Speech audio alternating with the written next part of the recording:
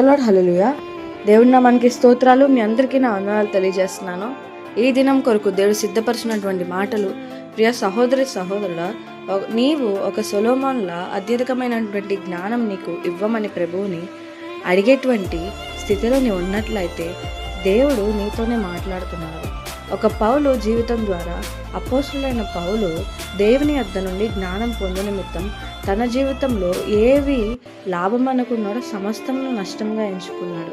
అవును ప్రియనేస్తమా, మన జీవితంలో విలువైనది పొందుకోవడం కోసం, అనగా పిల్లల చదువులు కావచ్చు, ఇల్లు కట్టుకునే విషయంలో కావచ్చు, మనకున్న ఆస్తుల్ని కూడా అమ్మి విలువైనటువంటి వాటి కోసం ఖర్చు పెడుతూ ఉంటాము. ఇహలోక సంబంధమైన విషయాలు నీ జీవితంలో అంత విలువ కలిగిన వాటిగా కనిపించినప్పుడు, పరలోక జ్ఞానం, దేవుని జ్ఞానం పొందుకోవాలంటే దేవుని కంటే అమితంగా నీ జీవితంలో ఏమైతే ప్రేమిస్తున్నావో వాటన్నిటికంటే ముందుగా ప్రథమ స్థానంలో దేవుని పెట్టు. అప్పుడు మిగతా వాటి కోసం నీవు ప్రయాసపడనవసరం లేదు.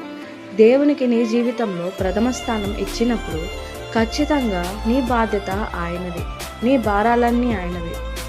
దీన్ని బట్టి దేవుని మీద ఆధారపడి నిబ్బరం కలిగి ధైర్యంగా ఉండు. అట్టి కృప దేవునికి దయచేయను గాక. ఆమేన్.